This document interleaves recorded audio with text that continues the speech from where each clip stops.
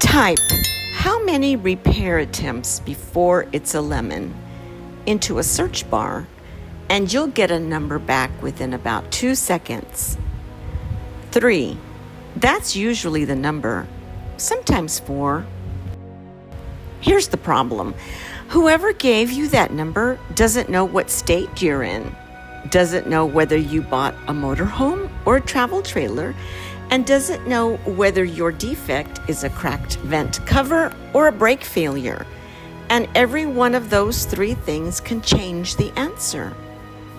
So I'm not going to give you a number today because I'd be guessing, and a wrong number on this particular question is genuinely dangerous. It makes people wait when they should act, and act when they aren't ready. What I'm going to give you instead is the thing that's actually useful, the 3 variables that determine your number. The second threshold most owners never hear about, and exactly where to go look up your own answer in about 20 minutes. There's no federal rule that says 3 strikes and it's a lemon. These are state laws, 50 of them written separately, amended at different times, saying different things. So when somebody online tells you the number is 3, what they usually mean is the number was 3 in their state when they looked it up. That may be true, it's just not necessarily true for you. And the stakes on getting it wrong run in both directions. Believe the number is higher than it is. You may sit through repair attempts while your rights period quietly runs out. Believe it's lower than it is, and you may go in hard on a claim you can't yet support, which is a bad way to start a conversation you may need to have for another year. The 3 things that change your answer. Number 1, your state. Different laws, different thresholds, different clocks, and different procedures for how you're supposed to give notice before any of it counts. Number 2, your RV class. This is the one that blindsides people. Coverage differs by class.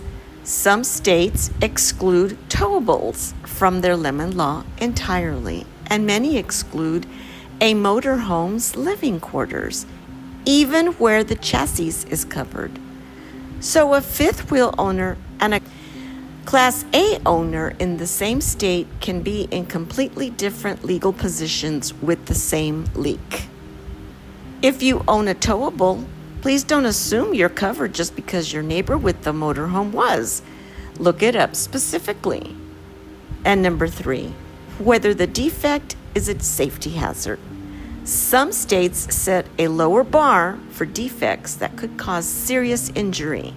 Fewer attempts before the vehicle is presumed unfixable. Brakes, steering, tires, propane, wiring, carbon monoxide, egress, structural failures. That's why my defect register has a separate safety column. It's not decoration. It's tracked separately because it may be measured differently. Now here's the part I most want you to walk away with, because it's the piece that almost never comes up in the forums. The number of repair attempts usually isn't the only threshold. Several states also presume a vehicle can't be repaired once it's been out of service for warranty work for a set number of days, counted cumulatively across all visits. Think about what that means for an RV specifically. Parts back orders, seasonal shop backlogs, units sitting on a lot for 3 weeks waiting for a tech. It is entirely normal for an RV to rack up an enormous number of out-of-service days across a handful of visits, which means for a lot of owners, the days out threshold is the one they'd hit first. and it's the one they most often can't prove. Not because it didn't happen, because nobody was counting from the first visit. They started counting in month 5 when they got angry, and the first 4 visits are just a vague memory of a couple of weeks, maybe. If you take one thing from this video, start counting days from your very first drop-off before you have any idea you'll ever need the number. Here's where the counting gets genuinely tricky, and where most owners' numbers fall apart under scrutiny. Generally, for a visit to count as an attempt at a defect, that defect has to have actually been reported and documented on that visit, which means if you mentioned it verbally and it never made it onto the repair order, you'll have a hard time proving it happened. If the repair order describes a different complaint than the one you reported, that visit may read as an attempt at something else entirely. If you called instead of taking it in, that's usually not an attempt at all. And this is why the wording matters so much. If your leak is described 3 different ways across 3 visits, you may be looking at one attempt at each of the 3 problems, rather than 3 attempts at one. Same trailer, same leak, a completely different count. The visit where they couldn't reproduce it is worth mentioning too. You still surrendered the unit, and it still belongs in your record. Whether it counts towards a threshold is exactly the kind of question that depends on your state, and exactly the kind of question an attorney answers rather than a YouTube video. So where are you going to get your actual answer? 20 minutes, and it's free. Go to your state attorney general's website and find their page on lemon law and recreation vehicles. Read it start to finish.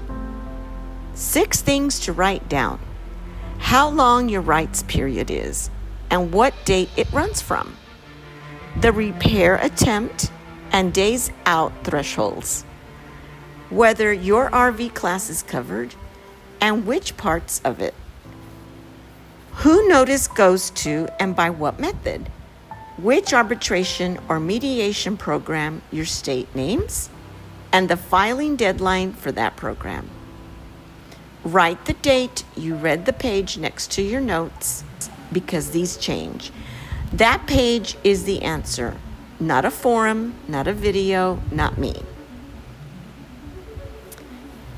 Counting is useful right up until the moment it isn't. Stop and talk to a consumer warranty attorney licensed in your state if the defect is a safety hazard, your rights period ends within 6 months, you're anywhere near an attempt or days out threshold, your paperwork contains an arbitration, choice of law, or out-of-state forum clause, or anyone puts a release, settlement, or trade-in in front of you to sign. Many of these attorneys work on contingency. Many warranty statutes shift fees to the manufacturer if you prevail, and an initial consultation is usually free. There is very little reason to wait. So how many repair attempts before it's a lemon? Enough that you should have been counting from the first one. And on a lot of RVs, the days out of service number is going to get there before the attempt number does. The count is the easy part. Proving the count is the whole job, and that's the part you can start doing today.